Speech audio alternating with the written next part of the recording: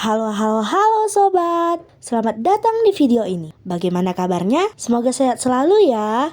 Jas merah, jangan sekali-sekali melupakan sejarah. Ialah ungkapan yang diucapkan oleh Insinyur Soekarno, Presiden pertama Republik Indonesia, pada pidatonya yang terakhir saat kemerdekaan Indonesia di tanggal 17 Agustus 1966.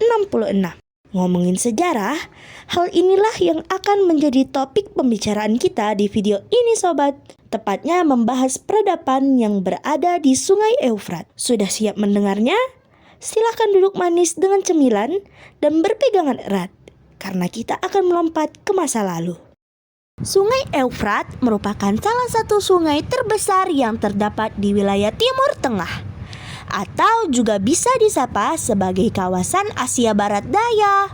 Sungai Eufrat mengalir dari dataran tinggi Turki di Anatolia Tenggara, kemudian melintasi Suriah dan Irak sebelum bergabung dengan Sungai Tigris di selatan Irak untuk membentuk Syat al-Arab, yang akhirnya bermuara di Teluk Persia.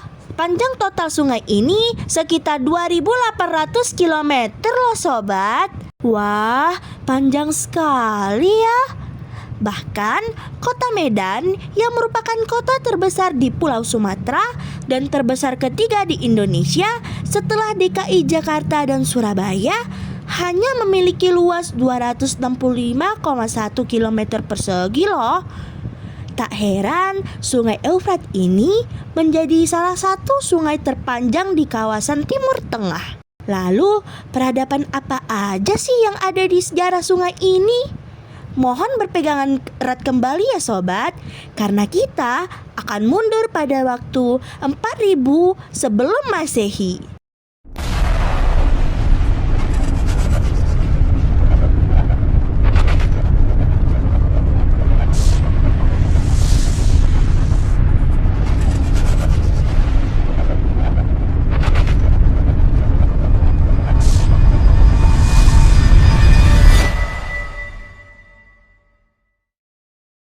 Wah, saat ini kita sudah sampai di peradaban Sumeria. Peradaban ini muncul sekitar 4000 sebelum Masehi di Mesopotamia Selatan, yang mana merupakan salah satu peradaban tertua di dunia. Kota-kota besar seperti Ur, Uruk, dan Lagas menjadi pusat kebudayaan yang kaya dan maju.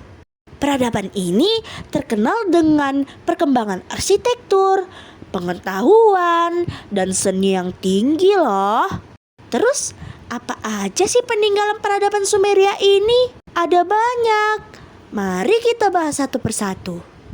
Yang pertama, zigurat. Zigurat merupakan kuil berundak yang berfungsi sebagai pusat ibadah dan juga administrasi. Selain zigurat Ur, bangunan serupa lainnya termasuk zigurat Anu di Uruk. Setiap zigurat dibangun untuk dewa tertentu, menandakan pentingnya agama dalam kehidupan masyarakat peradaban ini. Kedua, tulisan paku. Tulisan paku pertama kali digunakan oleh bangsa Sumeria untuk mencatat transaksi perdagangan dan administrasi.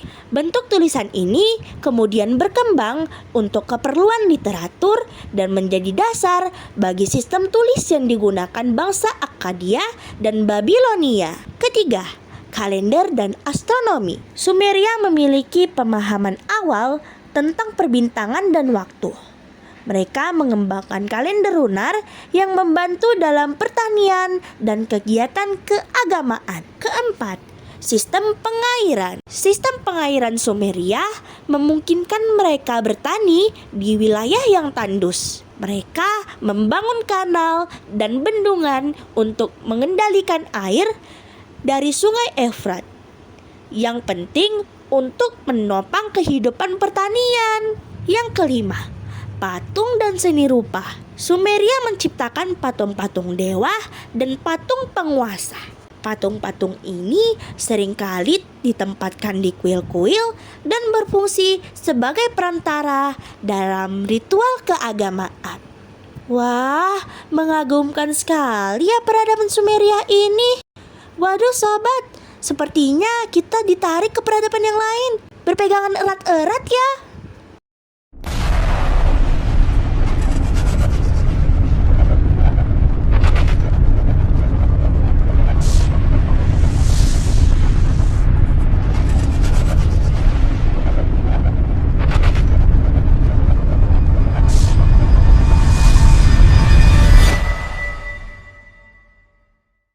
Wah, saat ini ternyata kita sedang berada di peradaban Babilonia. Babilonia mencapai puncak kejayaannya di bawah pemerintahan Raja Hammurabi dan berkembang pesat sebagai pusat kebudayaan dan pengetahuan. Kota Babilonia di Sungai Eufrat dikenal dengan kemajuan arsitektur, ilmu hukum, dan pengetahuan astronomi. Lalu, apa aja sih peninggalan peradaban Babilonia? Yang pertama, Kode Hammurabi. Kode ini merupakan kumpulan hukum tertulis yang menegaskan peraturan untuk berbagai aspek kehidupan, termasuk perdagangan, keluarga, dan kriminalitas. Prinsip mata ganti mata dalam Kode Hammurabi mencerminkan pendekatan hukum yang retributif. Kedua, gerbang Istar dan tembok kota. Gerbang ini adalah bagian dari jalan prosesi menuju Kuil Marduk. Gerbang dan tembok kota Babilonia dihiasi dengan relief hewan mitologis, memperlihatkan teknologi pembuatan ubin dan seni hias yang maju. Ketiga, kebun gantung Babilonia. Kebun ini dipercaya sebagai taman bertingkat yang mengandalkan sistem irigasi canggih. Kebun gantung diperkirakan memiliki tanaman eksotis dan disusun sebagai simbol kekuatan dan kemakmuran Babilonia. Keempat, seni patung. Sumeria menciptakan patung dewa-dewa dan patung penguasa. Patung-patung ini sering ditempatkan di kuil-kuil dan berfungsi sebagai perantara dalam ritual keagamaan. Kelima, sistem administrasi perpajakan. Babilonia mengembangkan sistem perpajakan yang kompleks, di mana mereka mencatat pengumpulan pajak pada tablet. Sistem ini memberikan wawasan tentang pengelolaan ekonomi dan administrasi pemerintahan di peradaban Babilonia. Wah, sungguh menakjubkan sekali ya orang-orang Babilonia ini. Wah teman-teman, sepertinya kita harus cepat pergi untuk ke peradaban selanjutnya. Ayo!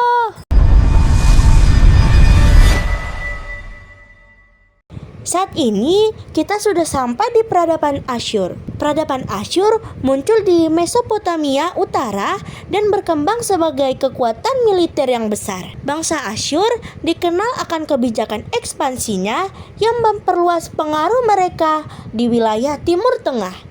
Seni, arsitektur, dan sistem administrasi pemerintah mereka mencerminkan budaya yang kuat dan terorganisasi. Lalu, apa aja sih peninggalan peradaban bangsa Asyur ini? Yang pertama, istana dan relief Asyur. Istana seperti Istana Nimrud, Istana Koshadat, dan Istana Nife dihiasi dengan relief yang menggambarkan perang, pemburuan, dan kehidupan penguasa. Relief ini menggambarkan kejayaan dan kemakmuran bangsa Asyur serta mencerminkan kemampuan artistik dan keahlian pahat mereka. Yang kedua, perpustakaan Asyurbanipal. Perpustakaan ini berisi ribuan tablet yang mencatat mitologi, sejarah, sains, dan hukum. Ini menunjukkan betapa pentingnya pengetahuan bagi bangsa Asyur. Banyak teks termasuk epik Gilgamesh ditemukan di perpustakaan ini. Yang ketiga, sistem jalan dan pos. Bangsa Asyur mengembangkan jaringan jalan yang terstruktur untuk menghubungkan wilayah kekaisarannya. Sistem ini memungkinkan pengiriman pesan yang cepat dan pengendalian wilayah yang lebih efektif. Keempat, benteng dan tembok kota. Bangsa Asyur membangun benteng dan tembok tebal untuk melindungi kota-kota mereka dari serangan. Struktur ini menunjukkan keahlian dalam teknik pertahanan dan menunjukkan bagaimana bangsa Asyur melindungi wilayah mereka. Setelah berjalan-jalan ke beberapa peradaban tadi, ternyata di masa lalu banyak sekali yang sudah melakukan hal hebat. Kita juga bisa kok seperti itu. Kita harus berusaha dan lebih hebat daripada mereka.